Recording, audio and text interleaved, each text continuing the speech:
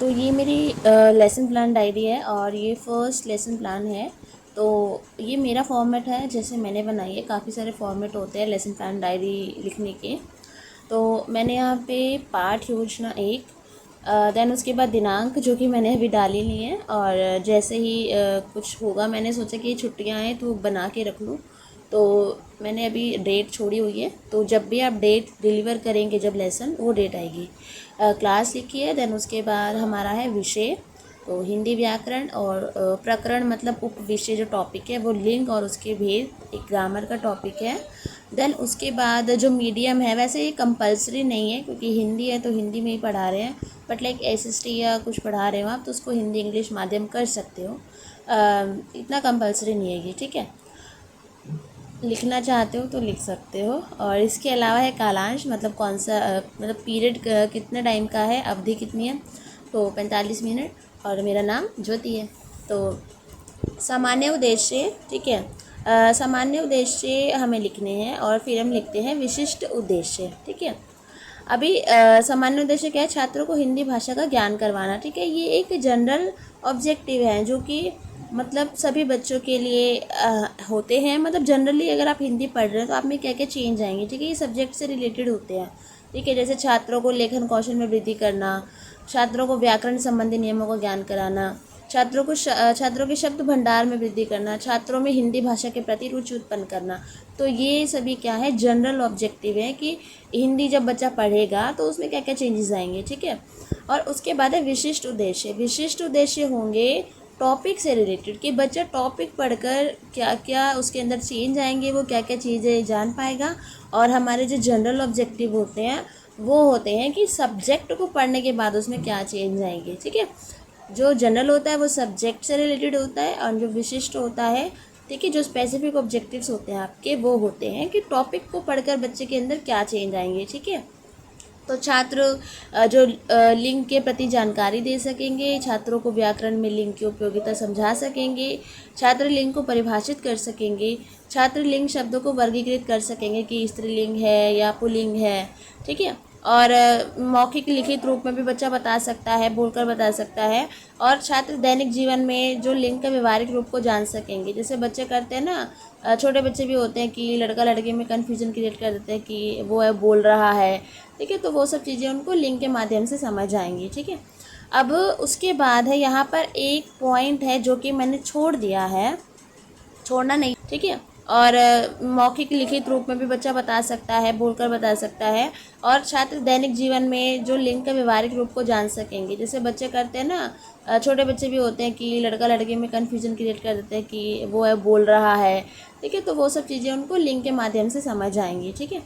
अब उसके बाद है यहाँ पर एक पॉइंट है जो कि मैंने छोड़ दिया है, छोड़ना नहीं चाहिए था। वो आता है हमारा शिक्षण विधि, ठीक है। कि जैसे मैंने इसको पढ़ाते हुए प्रदर्शन विधि यूज़ की या फिर व्याख्यान विधि यूज़ की, ठीक है।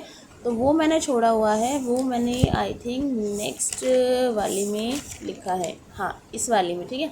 शिक्षण विधि जैसे मैंने व्याख्यान, प्रदर्शन, परिचर्चा व क्रियाकलाप विधि यूज़ की, ठीक है। ये पाठ योजना 2 है। मैं आपको एक फॉर्मेट बता रही हूँ कि क्या क्या करना है, ठीक है। तो शिक्षण विधि आएगा यहाँ पे। उसके बाद है शिक्षण अधिगम सामग्री, क्या क्या आपने टीचिंग लर्निंग मटेरियल यूज़ किया वो सारा आ जाएगा। और पूर्व ज्ञान है, मतलब बच्चे को कितने नॉलेज है पहले से। तो छात्र लिंग के विषय में नॉर्मल जानकारी तो बच्चा रखता ही होगा, ठीक है। तो हम पूर्व ज्ञान में ये लिखते हैं। और यहाँ पर आगे मेरी प्रस्तावना, ठीक है। यहाँ पर हम बच्चे से पीके टेस्टिंग करेंगे। आपके परिवार में कौन कौन है, तो बच्चा बताएगा मम्मी पापा दादा। और चाचा की पत्नी को क्या कहते हैं, तो बच्चा बताएगा चाची। उसके बाद मैंने पूछा है कि मामी के पति को क्या कहते हैं, तो बच्चे ने बोला मामा। अब मैंने बोला कि लिंग किसे कहते हैं। तो समस्यात्मक प्रश्न बच्चे को नहीं पता, ठीक है। और अगर बच्चे को पता होता है तो हम आगे कंटिन्यू करते हैं क्वेश्चन को अपने, ठीक है। आगे हमारा है उद्देश्य कथन, ठीक है, कि हम अब बच्चों को क्या पढ़ाएंगे। तो बच्चों आज हम लिंग और उसके भेद के विषय में जानेंगे, ठीक है। तो ऐसे होता है। और मैंने श्यामपट्ट कार्य भी किया है, ये आप देख सकते हो। जो भी हम श्यामपट्ट पर पढ़ाएंगे इस तरीके से श्यामपट्ट कार्य, एक छोटा सा श्यामपट्ट जो मैंने अपनी डायरी में चिपकाया है, इस तरीके से हम दिखा सकते हैं। इसमें मैंने दिनांक और दिन छोड़ा हुआ है, जिस दिन डिलीवर होगा ये उस दिन ठीक है, मैं इस पर लिख दूँगी और अदरवाइज़ तो यही है। ठीक है, तो यहाँ पर आ गए अब हम लोग।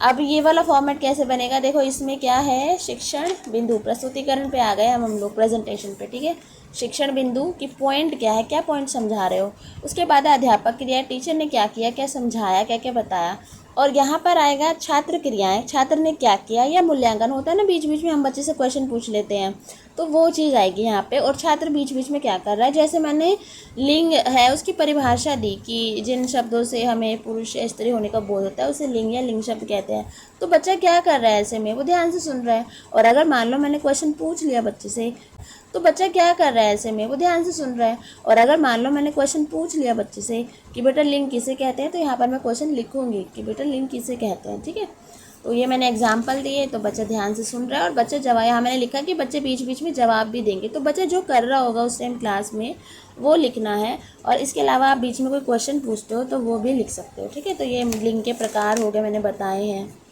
और फिर यहाँ मैंने जो चार्ट शो करूँगी मैं क्लास में, तो ये चार्ट का एक छोटा सा एग्जाम्पल है कि लिंग की डेफिनेशन है, लिंग के प्रकार है। और जैसे लड़का है, लड़की है, हाथी है, हथिनी है ना, ऐसे। अब उसके बाद है हमारा ये डन हो गया, यहाँ तक मैंने कंप्लीट करा था। उसके बाद है पुनरावृत्ति, रिकैप्चुलेशन जिसे कहते हैं हम, कि मतलब मैंने रिकैप्चुलेशन में क्या किया है कि कुछ पर्चियाँ बनाई हैं। देखो ये ऐसे कुछ जैसे मैना है, ठीक है, कुछ पर्चियाँ मैं बनाऊंगी ऐसे, और बच्चा वो पर्चियाँ उठा उठा के एक एक पर्ची सब बच्चे उठाएंगे, और देन उसके बाद वो अपने पार्टनर को ढूंढेंगे। जैसे किसी के पास मैना है और किसी के पास तोता है, तो वो आपस में एक दूसरे को ढूंढ रहे होंगे, है ना। तो क्लास में एक बहुत अच्छा माहौल होगा, एक्टिविटी होगी, तो ये मैं क्लास में करवाऊंगी। ठीक है, तो पुनरावृत्ति में ये है, मतलब पुनरावृत्ति में आप समराइज़ करते हैं मेनली जो भी आपने पढ़ाया है, तो ये एक समराइज़ करने का मेरा तरीका है, मैं ऐसे कराऊंगी। ठीक है, क्योंकि बच्चे जब उठा लेंगे तो उनको खुद से भी कॉन्सेप्ट क्लियर हो जाएगा। उसके बाद है मूल्यांकन, जो हमें इवैल्यूएशन करना है, जैसे मैंने ये क्वेश्चन पूछे, उसके बाद मैं उन्हें होमवर्क दूंगी। और उसके बाद ये निरीक्षक टिप्पणी है, जो भी हम जिस दिन डिलीवर करेंगे, हमारे जो भी प्रिंसिपल मैम सर जो भी होंगे वो चेक करेंगे, वो टिप्पणी लिखेंगे। ठीक है, वो अपने पॉइंट्स लिखेंगे, कैसे पढ़ाया, कहाँ कमी है, कहाँ अच्छा हो सकता था, तो ये सब वो करेंगे। ठीक है, तो होप आपको समझ आया होगा कि लेसन प्लान का फॉर्मेट क्या है और कैसे बनाना है। ठीक है, वीडियो अच्छी लगी हो तो प्लीज़ यार लाइक कर देना, और लेसन प्लान डायरी से रिलेटेड कोई भी डाउट हो तो कमेंट सेक्शन में कमेंट कर देना। Thank you.